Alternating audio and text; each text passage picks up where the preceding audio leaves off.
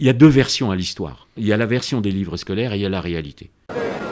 Allons enfants de la patrie, le jour de gloire est arrivé.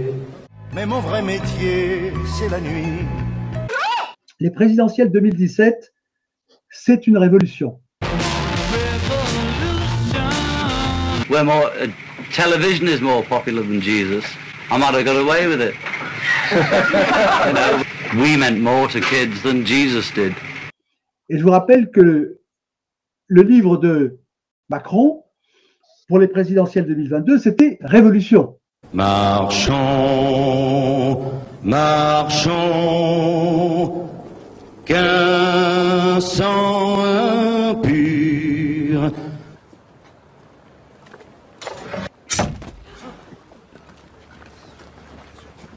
Abreuve nos sillons. Et il y a quelqu'un qui lui demande « Mais qu'est-ce qui se passe si... » Et il dit « C'est très simple, c'est un sacrifice. » À ce moment-là, il a compris. Et il y a un rite sacrificiel.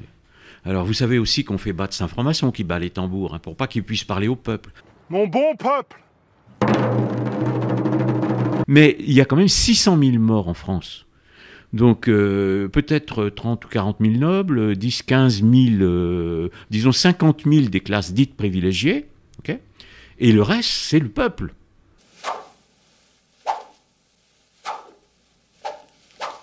Il y a 150 000 Vendéens déjà. Ouais. Oui, ça c'est lourd. Ça pèse dans la balance. Ouais. Mais il y a aussi des moments où vous avez une brave femme qui va se plaindre du prix du pain, on lui coupe la tête. Et plus des enfants. Sacrificing people to this god. Moloch. Il y avait des tambours. Vous savez, il y avait des petits tambours. C'était souvent les enfants. Et il y en a un qui se jette sur son père mort. C'est-à-dire, il voit son père et on le cloue à la baïonnette sur son père. Voilà. Voilà comment ça se passe. J'ai pas les chiffres parce qu'on n'a pas les chiffres exacts. Mais peut-être 50 000 enfants tués par la Révolution, décapités. On décapite des enfants. Puis on les mange. Hein. Aussi, je voudrais pas dire ça, mais on les mange. On peut bien couper les mains quand on pense à le manger.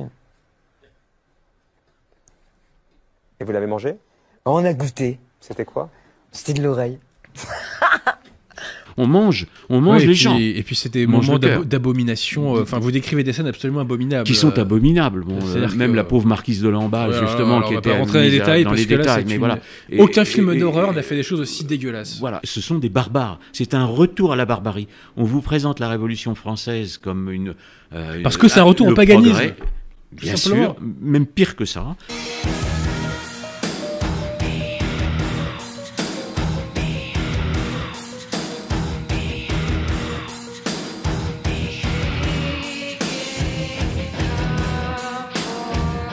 À partir du moment où le catholicisme n'est plus la religion, la tradition, retour du sacrificiel, ce qu'avait expliqué Monseigneur Gaume, ce qu'a expliqué René Girard aussi, bon, et ce que j'explique dans d'autres livres. Nous entrons, l'ère moderne est une ère sacrificielle. Donc nous revenons au temps de l'Antiquité païenne avec les sacrifices d'êtres humains.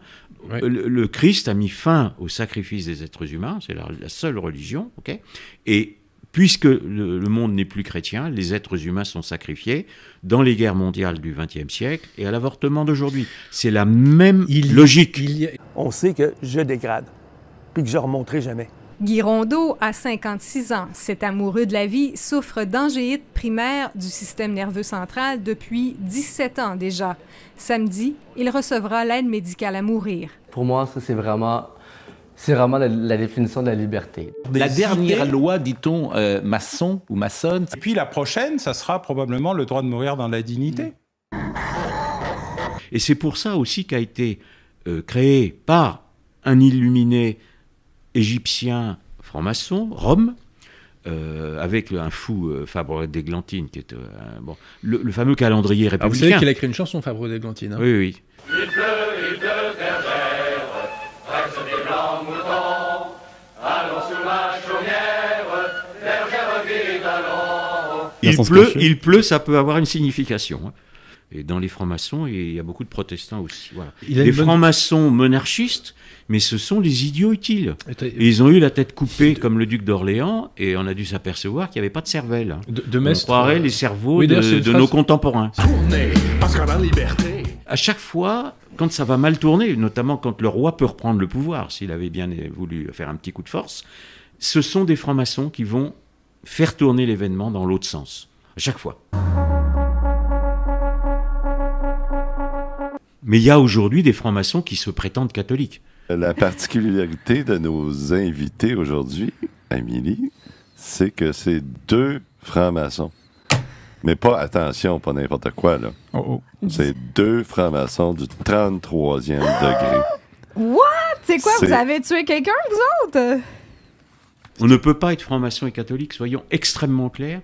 Avis à ceux, à quelques, parfois haut placés, qui pensent que c'est possible. Ben non, ce n'est pas possible. Voilà. Que finalement, la révolution se terminera quand les droits de Dieu prendront la place, seront remis à la place des droits de l'homme. Que les gens ouvrent les yeux avant qu'on leur ferme définitivement.